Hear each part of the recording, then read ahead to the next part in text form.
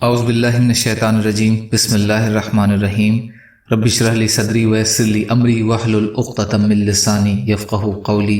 ریاض الصالحین دوسرا حصہ، احادیث نبی صلی اللہ علیہ وسلم۔ ام المومنین عائشہ رضی اللہ تعالی عنہا روایت فرماتی ہیں کہ نبی اکرم صلی اللہ علیہ وسلم کا اخلاق قرآن تھا۔ مسلم نے اسے لمبی حدیث کے بارے میں بیان کیا ہے۔ فائدہ، یعنی نبی صلی اللہ علیہ وسلم کی زندگی اور آپ کے شب و روز کے معاملات قرآن کے سانچے میں ڈھلے ہوئے تھے۔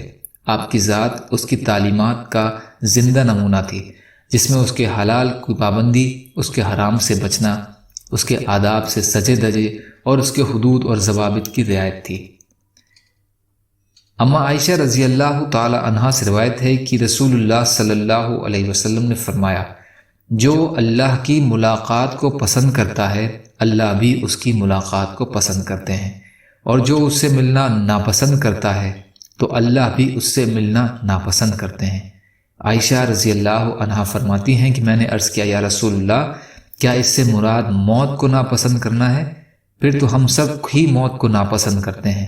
آپ نے فرمایا، یہ مطلب نہیں ہے، بلکہ موت کے وقت جب مومن کو اللہ کی رحمت، اس کی رضامندی اور جنت کی خوشخبری دی جاتی ہے تو وہ اللہ کی ملاقات کو پسند کرنے لگتا ہے، تو اللہ تعالیٰ بھی اس سے ملنے کو پسند کرتے ہیں۔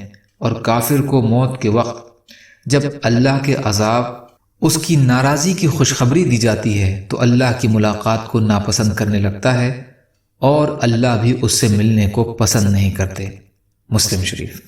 فائدہ، مومن کو موت کے وقت جنت کی خوشخبری اور کافر کو اللہ کے عذاب کی خبر سنا دی جاتی ہے، جس سے مومن کا شوق ملاقات تو بڑھ جاتا ہے، اور کافر کو اپنی موت میں ہمیشہ ہلاکت اور گھاٹا ہی نظر آتا ہے، جس سے اس کے دل میں حسرت پیدا ہوتی ہے کہ کاش اسے موت نہ آئے۔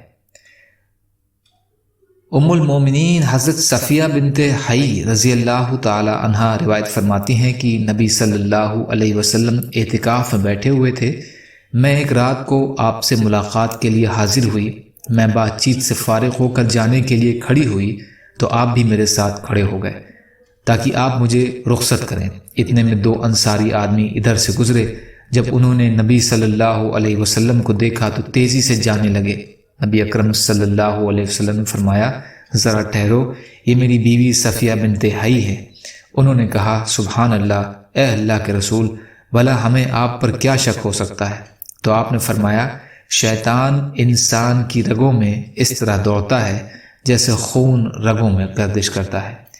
مجھے اندیشہ ہوا کہ وہ کہیں تمہارے دل میں کوئی بری بات نہ ڈال دے، یا فرمایا کچھ ڈال نہ دے۔ بخاری اور مسلم۔ فائدہ، حضور اقدس صلی اللہ علیہ وسلم کی ذات مبارک کے بارے میں ذرا سے بھی برے خیالات، چونکہ ایمان کے لیے خطرے کا سبب تھے، اس لیے آپ نے ساودھانی برتتے ہوئے دونوں صحابہ کو ٹھہرا کر صورتحال کی وضاحت کر دی، تاکہ شیطان ان کے دل میں کوئی بری بات نہ ڈال دے۔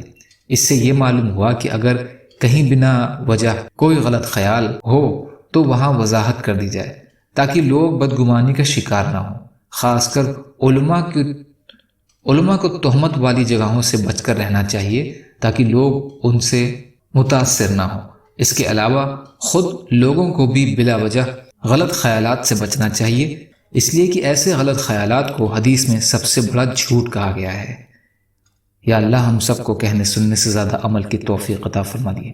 یا اللہ مظلوموں کی مدد فرمائیے، ہم سب کو اپنی استطاعت کے بقدر اپنا حق ادا کرنے والا بنائیے۔ یا اللہ سچی توبہ کی توفیق عطا فرما دیجیے۔ یا اللہ تمام وباؤں، بلاؤں، بیماریوں سے ہماری حفاظت فرمائیے۔ یا اللہ جو پریشان حال ہیں ان کی پریشانیوں کو دور کر دیجیے۔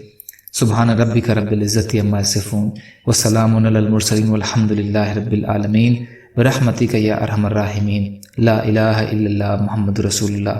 والسلام علیکم۔